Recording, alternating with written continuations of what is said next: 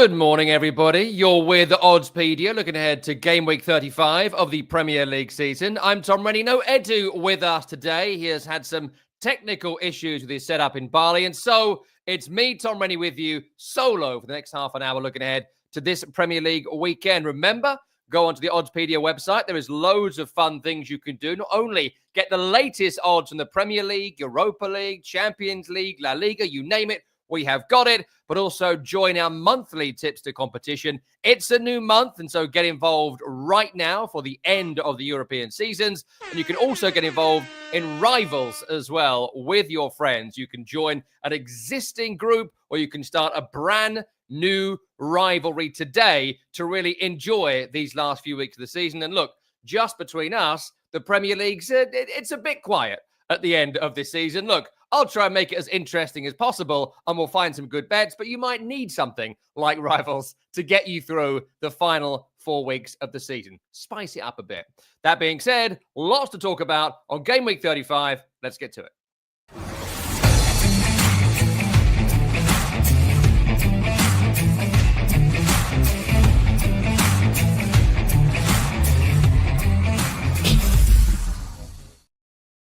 And let's start with a game on Friday in the Premier League, and that's Manchester City up against Wolverhampton Wanderers, an 8 o'clock UK time kickoff. Two teams that have found themselves in incredible form. It feels sort of weird to say it, considering Wolves have been down the bottom of the table all season long, and Man City have been much talked about for obvious reasons, right? They've not been amazing defending champions, but reports of their demise, I think, greatly exaggerated, as you saw in the victory in the FA Cup semi-final last week. And look, mea culpa, I hold my hands up. I didn't get the FA Cup right last weekend. I did get the accumulator right, all 5. Very happy with that. Did get my top tip right, but the FA Cup was very difficult last weekend. And part of that was because Man City were just better than anticipated. The recall of Rico Lewis, the form of O'Reilly, who's probably the first name on the team sheet, just moving on from Kevin De Bruyne, just moving on from him. He doesn't start big games anymore. He's leaving the club in 4 or 5 weeks' time, covering for the absence of Erling Haaland, all of it. It's been unexpectedly good. And I think there's a balance about Man City. Look, this is not a Man City side who would win the Premier League if they began like this start of next season, but they're getting good form out of people like 𝐿𝐵𝐵𝐿 in midfield, the players I've mentioned already. They have found a good formation, a good balance. It looks a bit like what was very en vogue in like Austria and Germany 3 or 4 years ago, that kind of 4-2-2-2-2 formation. How many twos? Is that right? Anyway, you know what I mean. That Ralph Hasenhüttl and Ralph Rangnick were doing in the Premier League for a while. Didn't quite take, but Guardiola's going for something like that now, and it worked really well at Wembley at the weekend just gone. And it gives me a lot of hope that they're going to win this game in terms of betting. I don't really care who wins. But the form in all has been really good. Couple of goals in each of the last 4 games against Forest, against Villa, against Everton, the 5 against Crystal Palace. They've really started scoring since the draw against Manchester United, which was a drab old affair, which we discussed at length. So lots of positives right now about Manchester City. Plus, in terms of the table, they're almost there. They're almost there when it comes to Champions League qualification. It is going to be tight. I think Newcastle, understandably, they're in the driving seat right now on 62. I think they'll probably make it. Man City have got to win probably 3 or 4 to make it into the Champions League next season. And they still have that get out of finishing 5th as well. Chelsea, Forest, Villa, the other contenders all have blips in them, as we've seen in the last couple of weeks. So 3 wins will do it. And to take on a Wolverhampton Wanderers side at home, you would fancy yourselves. Now, look, what they have done, Wolves, has been spectacular. I think that Vitor Pereira has really ingratiated himself brilliantly with the fan base. He does this kind of points and pints thing where he gets the points and goes for a pint with the fans. Fantastic. You know, he's a character, is Pereira, no doubt about that. But he's also managed to get a tune out of a bunch of players who'd massively underperformed. They were way too over-emotional. And even in the absence of Matheus Cunha, I know he was back last week, maybe a week before, but in the absence of Cunha, they had a tremendous balance about them in the wins over West Ham and certainly Ipswich. So he's done a great job. I think they'll struggle again next season. I don't think it will last forever. And also the fixtures have been pretty kind to them, you've got to say, in terms of West Ham, Ipswich, Leicester, Man United, who were looking at the Europa League, Tottenham at home, who are a basket case. So the fixtures have been quite nice. So look, I won't discount Wolves here. And if it happened, I wouldn't be shocked. At 8.5 is tremendous odds. But I think you look at this being a real proper opponent for Wolves for the first time in this run. And so I take them to win. Up and down, take that.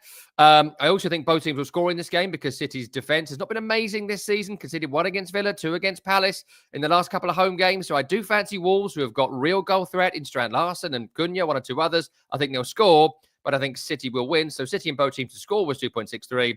And 𝐿𝐴𝐴𝐿𝐴𝐴, if you put him anytime just at 4, really good. If you want to combine that with a City win, you'll make some serious money depending on how brave you are feeling. So that is Friday. Let's get on to Saturday and Sunday in the Premier League. And we get to Aston Villa, who are a really interesting team. They take on Fulham this weekend. And it's the early game on Saturday, 12:30 UK time. And I think with Aston Villa, something, I don't know if it happened to them after Paris Saint-Germain, but it does sort of feel like there has been a big drop-off. You know, it was such a crescendo, the defeat to Paris Saint-Germain. Great recovery the following game against Newcastle a few days later. There was still the frenetic energy of that defeat, right? But then you go to the Man City game and they played well in the first half, but they faded. It's been a problem for Villa across the season that they've got a high-intensity style of play, but then even in halves of football, you'll note the first 10 minutes, it's like, hold on, they're coming at us, and then everyone's sort of tired again. They've got great rotation, absolutely. You can take off a Morgan Rogers and bring on an Onana. They can keep that energy high, but almost like they need rolling subs. If Villa had rolling subs, I think they might even win the league. But they don't have that, and they can't keep up that intensity, and it has cost them in recent times. And also a diabolical performance at Wembley last week. Maybe their worst performance of the season, Aston Villa. They're putting 1 or 2 stinkers in what's broadly been a great campaign, but that was truly, truly awful. So got to bounce back from that. Fulham have got some interesting kind of narratives here as well. 8th is wide open, and 8th is going to be Conference League, I would imagine. It could change depending on who wins the Europa and the Conference and all that. So fine. There is a few variables there, but it's more than likely 8th is going to get you Conference League. And the Premier League team, I've said this to you before, the Premier League team should win the Conference League every year because their budget is so much greater than anyone else in that competition. Even teams like West Ham or Leicester have been in that competition. They have a bigger budget than almost everyone else they play. And the only real obstacle is when they come to play Fiorentina, which may well happen to Chelsea this season, as it happened to West Ham a couple of years ago and Olympiacos last season in the final. No, of course, it could be 𝐵𝐴𝐵 Betis this year as well, are a good team. So, like, the Conference League is massive. Great competition to win. Fulham would love to be in it. Brighton would love to be in it. Bournemouth would love to be in it. And you've got to just about keep Brentford in that conversation too, following their win over Nottingham Forest on the Thursday.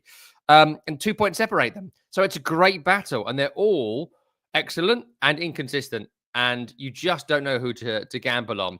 My only concern with Fulham is that they're a team that are able to pick up really good results. And they've got some really good players. And 𝐿𝐴𝐴𝐿𝐴 has low-key been one of the best players in the Premier League this season. But when the pressure is on, the Chelsea game, the Bournemouth game, the Arsenal game, in general, they've crumbled. I know they beat Liverpool in this run, but when the pressure is on, I think about Crystal Palace in the league, they do find ways to lose. And I think they will do that again here in a very, very tight game. If you look at Aston Villa's recent run, both teams to scorers come in 3 of 5. If you look at Fulham, both teams to scorers come in 4 of 5. That's a pretty safe bet here. So number 1, take Villa to win at 1.8. Villa and both teams to score comes in at 3.25. And I fancy goals here as well because Villa are spluttery and Fulham have great threat and great counter-attacking threat as well. So I've mentioned both teams to score. Put in the over market of over 3.5 goals in this game and add that to your winner of choice. I'll take Villa 4.5. I think that's really, really good. So I definitely recommend that for this weekend. Let's move on. The 3 o'clocks aren't great this week, it's got to be said, but I do think there's money to be made in the game between Everton and Ipswich Town. Everton have not been amazing under David Moyes, and I think maybe in another season, Everton, Wolves, West Ham, Tottenham, these teams that have really underperformed might have found themselves under some late season pressure. Of course, Ipswich and the other 2 relegated teams have been so bad, there was never really any great threat. The bounce from David Moyes, which there was, is now over. It's 1 victory in the last 5. That was the smash and grab late win at Forest. Lost against Chelsea, didn't put much of a fight up last week. Lost against Man City, weren't amazing in that home game. Did okay against Arsenal in the draw, lost against Liverpool. You would rightly say those are very tough fixtures, Tom. And in easier games, they have shown the capacity to win. And I think that's absolutely right. And that's why I will be backing them to win this game. with Ipswich Town, like, it's hard to be hard on them, right? It's hard to be tough on them because they had no plan to stay in the Premier League, never intended really to stay in the Premier League. If they did, they'd have obviously been delighted, but I don't think they ever really had any thoughts of being able to stay in the league. And you can see that by the squad, and you can see that by recent performances. And last week against Newcastle, the game where they were confirmed to be relegated, was such a mess. They were so poor. And look, morale must be on the floor. They don't have an amazing playing squad, but as with most teams who get relegated, they keep finding ways to shoot themselves in the foot. A good friend of mine calls them relegation goals, and they were relegation goals last week against Newcastle, but I'd add relegation moments. Go back to Arsenal. The Leif Davis red card was a joke. There was no reason to do it. It was just an assault on Bukayo Saka, and it didn't cost Ipswich the game, but it cost them a chance in the game, if you like, to then go down to 10. And against Newcastle last week, Ben Johnson on a yellow card does a really silly foul. I think it was on 𝐸𝐴𝐶, and he gets a second yellow and he's sent off. Then at 0-0, done all right in the first half. They're in the game. They might take it to another week, and you want to take it as long as possible. Enciso does a really silly foul on the other side on Murphy, I believe, and they then give a penalty away right at the end of the first half. So they get to 42 minutes, and they're in the game, and they're playing well, and they might get something from it. And 6 minutes later, they're down to 10 men and 1-0 down.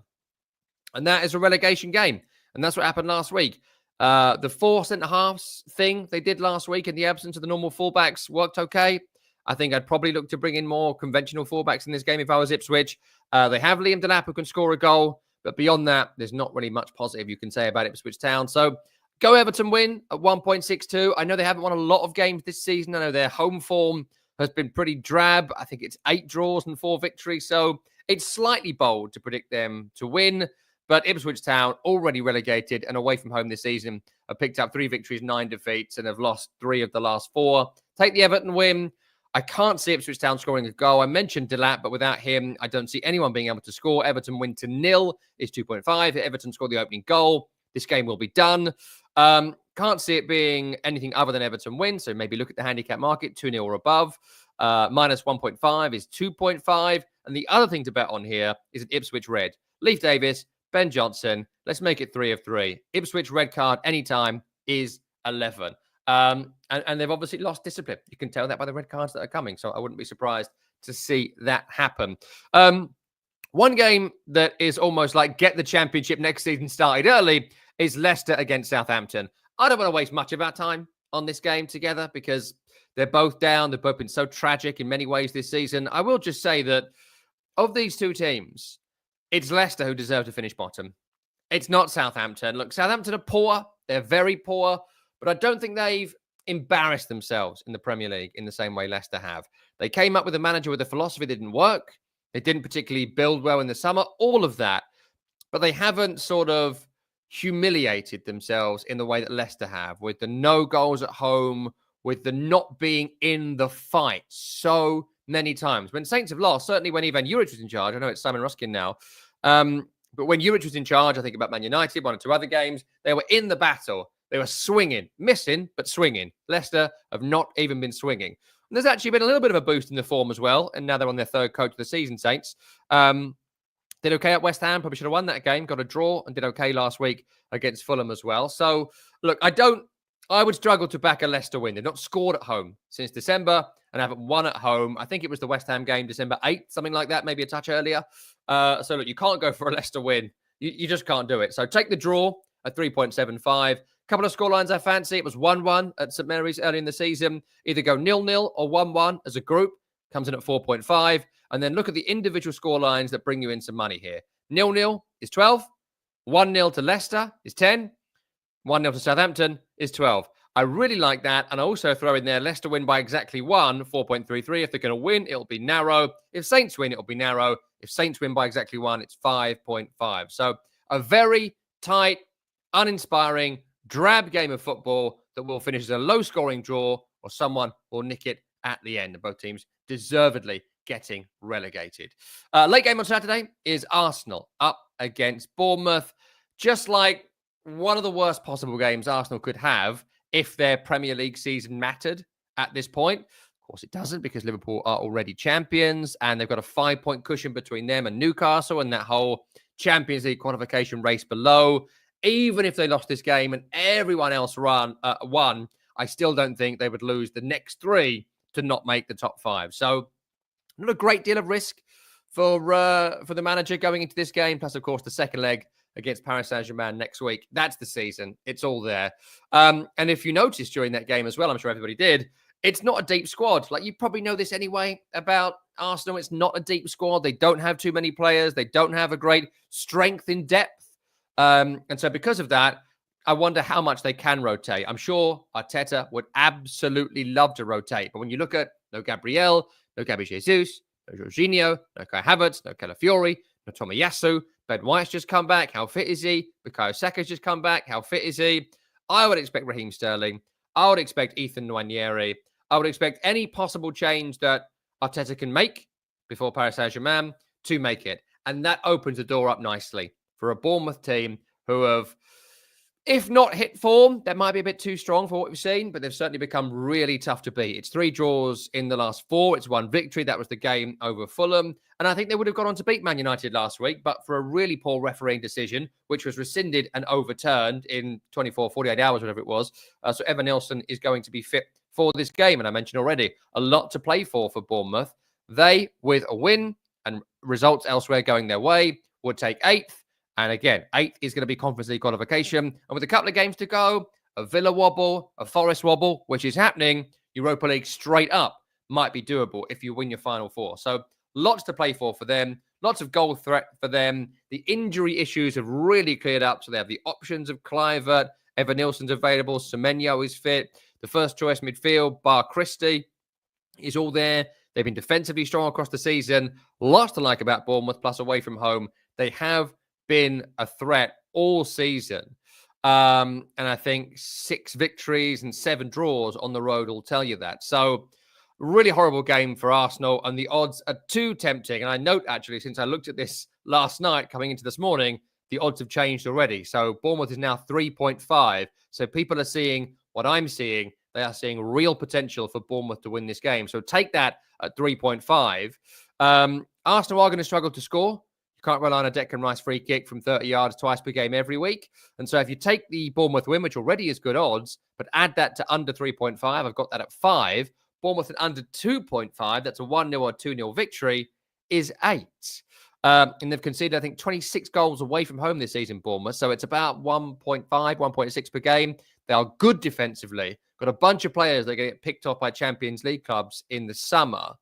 And so I think that's definitely worth looking at here. But Arsenal, if they're going to score at big corners, not much of a bet, but Arsenal most corners, 1.33. Always throw that into your bet. Combine that with something else, and it'll just bring something that's 2 up to 3. So worth a go there. Arsenal may well win it, but it's not worth betting on, frankly.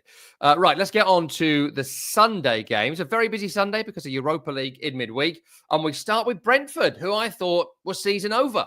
They take on Manchester United, who in the league season is over, but they take a commanding lead into that second leg Europa League game against Athletic Club next week. Nobody saw that coming, least of all me.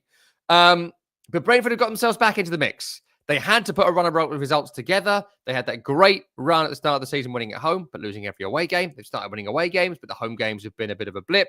They've been in 11th all season. I still kind of expect them to finish there, but all of a sudden, Conference League qualification, maybe Europa League qualification is back in their grasp. Well, I think the gap differential to Villa might be too much. I don't think Villa are going to lose all their games, but conference is still a possibility.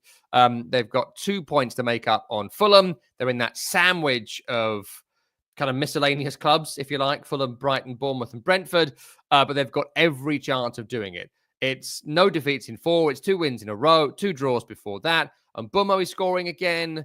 𝐿𝐴𝐿𝐴 looks a threat. And I think that's part of it too. Again, it's not a deep squad that Brentford have got, and they have suffered with injuries across the season. We haven't really seen Fabio. We haven't seen at all Thiago, the forward. We've seen a huge raft of injuries to people like Ethan Pinnock across the season, who's so vital to what they do. Most are back now. Not everyone, but most are back. And it's a pretty strong Brentford team with a really great top-level player in it, in Bryan Mbeumo, who can score from anywhere. So I make them favourites, as do the bookies here, significant favourites as well. And Man United, I mean, look, that performance in midweek, it was fantastic. You cannot take away anything from the way Manchester United played. Maguire was great. Casemiro was great. The way they set up was great. The way they took advantage of their opponents being down to 10. But the league form, they're not on 40 points yet. And would anyone bet on them to win any games going into the Final Four? I probably wouldn't, especially if they make the Europa League final. He's played really youthful-looking teams, 𝐿𝐵𝗿𝗄 and kind of people like that, loads of young talents. He's almost tossed off the league completely, which, you might see as unacceptable. I might see as unacceptable. But if they win the Europa League, how many people are going to remember this league season? Quite literally not one person. They'll remember, here's the trophy and here's Champions League qualification. And if they beat Athletic Club and get Tottenham or 𝐵oDo 𝗀𝗡 in the final, they're going to be the favourites to win it. Extraordinary stuff. But that's the way it is. But that means heavy rotation for this game. Lots of young players. And I don't think they have any chance of winning it. So take Brentford to win at 1.68. I've mentioned their form in recent times. When they do win Brentford, it's not really a smashing these days. So you can find a group bet of 1-0, 2-0 or 3-0, which may well be a smashing. But I think 1 or 2 is more than likely at 3.5. And I mentioned Brian Mbeumo, 18 goals in the Premier League this season. Compare that to Man United's top scorer, Bruno Fernandes, with 8. That is sensational. Sensational. He is a brilliant player. Take him to score, Brentford to win, doubles your money. Well worth a bet. I really fancy Brentford in this game. 3 further games on Sunday. Let's get to Brighton Newcastle, which is real tough, I've got to say. I've been trying to break this down across the morning, and I think there's a great case to be made for both teams. I think on form, I'll just shave for Newcastle, which I'll explain shortly. But let's start with Brighton, who no João Pedro last week against West Ham. And frankly, if West Ham could defend and were competent, West Ham might have won that game. West Ham last year did and would have won the game. But the way they won it, I think will have given everybody a boost at the club. I think the performance of 𝐬𝐿𝐴𝐵𝐿𝐴, the performance of 𝗵𝗏𝗏, the performance of one or two others, Mitoma in that game, really sensational. And it was important because they'd lost to Brentford. They couldn't beat Leicester. They couldn't beat Palace. They lost against Villa quite comfortably. It was a really important moment in the season for Fabian 𝗏𝗏𝗀 and Brighton. It's weird. I speak to Brighton friends who don't really take to this manager. And they don't really take to his style of football. So I do wonder what sort of happens there. And I wonder how important European qualification might be to his reputation at Brighton. I don't know. I find it quite interesting, and one maybe we should all start following. João Pedro is still suspended because of that diabolical challenge he put in the Leicester game, I think it was. Straight red and deservedly so. Beyond that, no real significant injuries we don't know about. Adam Webster, I guess. But look, the home form has not been amazing this season. They go in fits and starts, Brighton. And at the moment, they're in a bit of a fit as opposed to a start. They've only lost 3 home games this season, but 7 draws tells its own tale. In terms of Newcastle, the Villa game was the anomaly in what's been a broadly brilliant run of form. Thrashed the Crystal Palace side, who, look, were focused on something else. Thrashed Manchester United. Thrashed Leicester City. Won the Carabao Cup before that. Eddie Howe back in the dugout as well for the victory over Ipswich last week, which they weren't amazing in, it's got to be said, Newcastle United. But Ipswich just gave that game away, and they were more than good enough to walk through the open door. But it's a fascinating game, this, because I think Newcastle away from home have been such a brilliant team this season. 8 victories on the road. I think when they won it at West Ham, they'd equaled the record. They must have broken that record now for away wins in a season for the club. 6 defeats but 8 wins, a tremendous balance, averaging about 1.6, 1.7 goals a game away from home. So really, really good. And beyond Joelinton and Lewis Hall, they've got their strongest 11. Isak is scoring. It's 22 goals in the Premier League this season. I think we might see Anthony Gordon come back into the starting lineup for 𝗏𝗏𝗏𝗏 Barnes here. They've been trying to keep that 3 together for maybe 8 or 9 games now. I think I'd like to see Gordon come back in if I was a Newcastle fan. Don't know about Joe Willock in midfield in the 3, replacing Joelinton. I think maybe Lewis Miley, if fit, might be a better group in there. We'll see how that goes. But Bruno and Tonali have been fantastic. Livramento's been great despite being on the wrong side. And Sven Botman made his latest comeback as well last week. So I wonder if he might get a start in this game, or at least come on at half-time, and they can rejig and move Dan Burn back to left-back and whatnot. We'll see what they do. But look, on the strength of Newcastle's away form and how much Newcastle want that Champions League, take them to win as favourite to 2.38. I see goals in this game, because that's generally what happens with Brighton matches. 3-2, 4-2, 2-2, 2-1. So I think Brighton will score, but I think Newcastle will outscore them. Both teams to score is 4. Nice little group bet here of 2-1, 3-1, 4-1 to Newcastle at 5.5.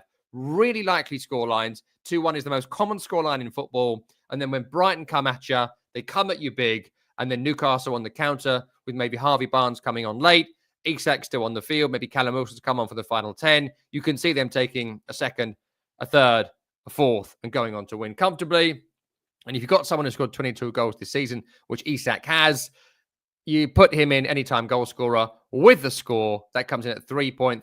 𝗍𝐿𝐴𝐴𝐧𝐸 anytime and Newcastle to win. Two final games on Sunday. One at London Stadium, the Bowl of Disappointment, which someone described to me this week as the saddest derby of the season. And I thought that was excellent. So I'm stealing it and using it liberally. Tottenham, of course, midway through the Bodo Glimt semi-final. We'll get to them in a second. West Ham. What can I say about West Ham at this point? This run of form is diabolical that they're on. Like, truly, truly bad. To not be able to see out the victory at Brighton last week was terrible. You could see by the rage of Graham Potter, really, post-match. I think he has not brought anything to West Ham at all. Not one thing. He's brought no positives. I think if 𝐿𝗵𝗿𝗄𝗍𝐸, who I think was a bad manager and a bad fit, had stayed, they probably would have finished higher. That's how bad Graham Potter has been. He's made 𝗵𝗵𝗿𝗄𝗍𝒑 look competent. And I think Graham Potter, you saw it last week. If he doesn't put his finger out in the next 4 games, I think there'll be a serious conversation about whether he should stay, because he has been abysmal. Truly, truly abysmal. Getting nothing from this team. And if we go back to the starting 11 last week, as we look to this week, when they have Füllkrug on, they look dangerous. Füllkrug, Kudus, and Bowen should be a top half front 3 minimum. This lot should be in the battle for European qualification, but he has not started that 3 together. Even when Füllkrug has been fit recently, he hasn't done it. To not play it last week was dereliction of duty, because there's nothing to play for. And so let's see what Füllkrug and Bowen can do together, because when they play together, they've generally set each other up and been quite a good pair. Kudus has been awful this season, but he'll leave in the summer. Hopefully Somerville will come back fit. West Ham will bring someone else in, and there'll be a good balance there. We'll see if Füllkrug stays, but he is the elite level player on the field, Füllkrug, going into this game. So you have to start him. And Potter needs a win, because the fan base is giving him a lot of time. They appreciate what he walked into, and the squad has got lots of problems. Fine, but he also needs something. He needs a win. He needs a performance, and to do it over a Tottenham side midway into a Europa League semi-final, it's perfectly set up for him to get a big home win, which he needs, because he's not popular. I tell you that. But defensively, very weak. 𝗛𝗏𝗏 is rubbish. Kilman's rubbish. Mavropanos is rubbish. And the goalkeeper don't make many saves. It's not a great combination of things. Plus, the midfield is desperately slow. In terms of Tottenham, look, understandably, the manager will focus fully on Bodo Glimt's 3-1 victory on the Thursday. Game is next week. That's where the season is. And frankly, if they win the Europa League and qualify for the Champions League, 𝗀𝗏 Postecoglou would be right in saying I always win a trophy in my second year, which has been his narrative for the campaign. But also, he can leave the job in the summer, mutual consent, and say, I've done something for you that no one could do in 20 years, and you slag me off the entire time. Good luck, everybody, and just walk off. And that's what I think he'll probably do. And if they beat Bodo Glimt, you know, if it's Man United, I'll probably make Man United slight favourites, but you just never know in a one-off final. Weren't great, I think it's fair to say, against Liverpool second half last week. They do have goal threat in Solanke and James Maddison, his lovely new hair and all of that, but they've struggled after European games. Look at the Forest game. Look at the Wolves game. They have struggled. I think they'll struggle again here. My only doubt is that West Ham are just so abysmal. Any other team in the country, bar the bottom 3, I'd back them to win. But because it's West Ham, I won't. So screams draw at 3.83 this game. It screams both team nick a goal, and the game is unwatchable. So 1-1 is 7.5. If you are going to pick a winner, go for West Ham at 2.3. Not bad for a home win against Spurs, but West Ham are so crap. I wouldn't put my money on them. And then Bowen first goal was 6.5 in this game. If anyone's going to score for West Ham, it's Jarrod Bowen. He is the only really good player who's hit any form this season. The rest of them a bit of shower and should be embarrassing themselves. Let's get to Chelsea against Liverpool. It's the big game in terms of names, I guess, on Sunday, but not a great deal to play for. I think Chelsea are probably going to miss out on the Champions League this year unless they can go on a consistent run. And I don't see them being able to go on a consistent run. They're sitting 5th at the moment. So that battle between them, Forest and Villa, is going to be interesting. I would probably pick Villa of the 3 that are there to be able to win all 4 games. But look, this is the game. This is the biggest game Chelsea have got left. Liverpool already champions, which will help. And their home record this season has been really good. I think it's just 2 home defeats across the entire campaign, 10 victories. Really, really good record at home. It's away where they've struggled. And at home, it feels like struggle, only because Chelsea fans have been so miserable about it because the football is, they think it's boring. And that's what Leicester fans thought last season under Enzo Maresca. Maybe they're right. I don't know. But on paper, the results have been good. From a gambler's perspective, it's always a smart thing to bet on Chelsea to win at home. But I do think the fact it was midway into a Conference League semi might be interesting. They played on Thursday. Lots of the first team played a game in the game against Djurgården, even though they're big favourites to win that competition. It was a relatively strong team. So I would throw that in there. And Liverpool, they're the champions, and they're not going to want to lose any further games this season. They've only lost 1 away game all season. That was the game against Fulham, 11 victories in that run. And even kind of reports of their current demise, it is only 1 defeat in their last 5. So even not playing their best and being champions, they're still finding ways to win games. In terms of injuries, we don't have much news currently on Chelsea because they played on the Thursday, and so we're kind of waiting for that information. In terms of Liverpool, I don't expect much rotation as well, frankly, from the team that played against Liverpool last week. I wouldn't be up against Tottenham last week. I wouldn't be surprised to see it as the same team. So look, there's a few interesting things here. Firstly, you just pick your winner on this. It's a gut call. The odds are actually quite good for both. Chelsea's home record I have mentioned. I would just shade for Liverpool if I was picking a winner from this game, because the champions to win a game at 3.3, the odds themselves are worth a flutter. Double your money on the champions who have lost 2 games all season under no pressure to win at a wobbly-looking Chelsea. I find those odds irresistible, but also the odds for Chelsea, who have lost only 2 home games this season, pretty decent too. So pick your winner there. Mine would be Liverpool. I think both teams will score. So 2-1, 3-1, 4-1 as a group bet brings you in at 7. Look at the West Ham result. Look at the Fulham result. Both teams to score. The Tottenham result is coming in a lot at the moment for Liverpool. So I'd follow that trend if you think they are going to win. I think there's been lots of chances in this game as Chelsea have ultra possession. Liverpool amazing on the counter-attack. Salah will have lots of shots. He may well score 1, maybe 2, but 3 shots on target for 9 is really, really good for Mo Salah, who has shot after shot after shot in games. Not always great, maybe not on target, but if they are on target, it comes in at 9. Don't discount the draw at all. I had that at 3.6 this morning. That may have changed.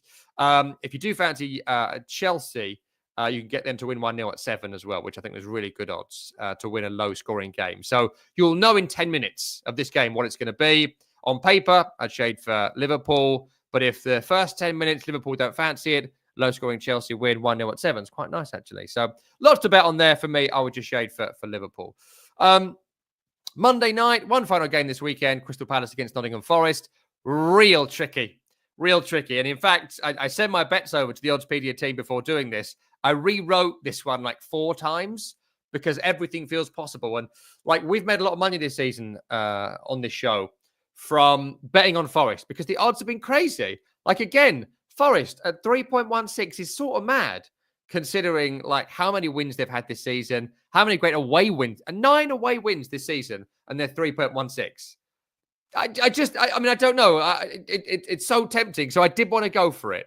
But then I watched the game against Brentford last night for Forest. I watched the game against Man City in the Cup. I watched them lose against Everton before the Spurs game a few weeks ago. And you're thinking, oh dear. The bubble has well and truly burst at the wrong moment for Nottingham Forest. I think Europa League is where they will finish. They won't make the Champions League. I'd be surprised if they did. But things are going wrong at the wrong time. Matt Sales was making save after save after save in games, but now the number of shots coming in are just growing exponentially. I think it was a mistake, the midfield they picked last week in the FA Cup. Chris Woods dried up a little bit, though he's got 19 goals across the season. He hasn't been as prolific as he once was. People have sort of cottoned on to Elanga and Hudson-Odoi on the break. And plus the individuals themselves who have been excelling this season have now started underperforming from their qualities of this season. This is not a great run of form. They've got to win 4 of 4 to make Champions League. I don't think they're going to do that. And in terms of Crystal Palace, a little wobble before the draw against Arsenal. Weren't great in their last home game against Bournemouth. Awful against Newcastle or Man City, but that performance at Wembley was amazing. So good. Ismaila Sarr was great. Eza was great. Mateta was great. Wharton was great. 𝐿𝐿𝐴 was great. Gay was great. Mitchell, all of them. Just a tremendous performance. And you know what they do. You know how they play. The kind of 3-4-2-1 formation. Classic Glasner. And if they score the opening goal in this game, I think they will win. True of Forest as well, frankly. First goal going to be very important in this game. So pick your winner. I'll take Palace at 2.4. I think I'm beaten in 3 compared to 2 defeats in a row, which is what Forest have. That's where I would shade for. And there's 2 outstanding players on the field. You saw him last week. You'll see him again this week. Eberechi Eze, I'd be amazed if there weren't big money offers for him this summer. Anytime scorer him, 3.5. Jean-Philippe Mateta, 14 goals this season in the Premier League. Anytime scorer, 2.75. So I think they will just sneak it. I would take Mateta from that one. Under 3.5 Mateta. Levi, I think, is a really good bet. Very nice. I have my concerns about Chris Wood, only because I'm feeling quite down on Forest. I love Jean-Philippe Mateta. He's the man in form. They're the team in form. You've got to follow that pattern. So I would take Crystal Palace and Mateta. Right. End of our bets for this week, but there are still a couple more to bring you. Let's get to our ACCA for this week. And I've gone this week with a trio of bets. Last week, my fiver came in. Do you see that? 5-fold came in at 6. Very happy with myself last week. So I'm going... I was wondering if you're still here. Yes, I deserve that. Listen, 3 wins for this week brings you a 6.51. Couldn't believe the odds here. Man City beat Wolverhampton Wanderers. Some risk in that because Wolves are good, but I do fancy City for what I mentioned earlier on. Everton will beat Ipswich because Ipswich are so poor. And I know there's risk in Liverpool winning at Chelsea because maybe they've been on the booze all week. Who knows? But 6.51 for those 3 very likely looking wins, I think that's worth doing. Safe bets are a bit hard to come by this week because the bottom 3, 2 of them play each other. Not sure if I'd really back Everton for a safe bet. So I'll take Man City at home against Wolves to win at 1.41. Not a great deal of safe bets, but I do like Man City at home against Wolverhampton Wanderers. Wolves are good. Man City are better. Wolves are safe. Man City have something to play for. And they, I think, will score a couple of goals, which will be enough to get the win against Wolves. So that is my safe bet for this week. Don't forget, like the video, subscribe on YouTube. Your support means a lot to us here at Oddspedia. Edu will be back with me next week. Enjoy game week 35 of the Premier League season. We'll see you next time.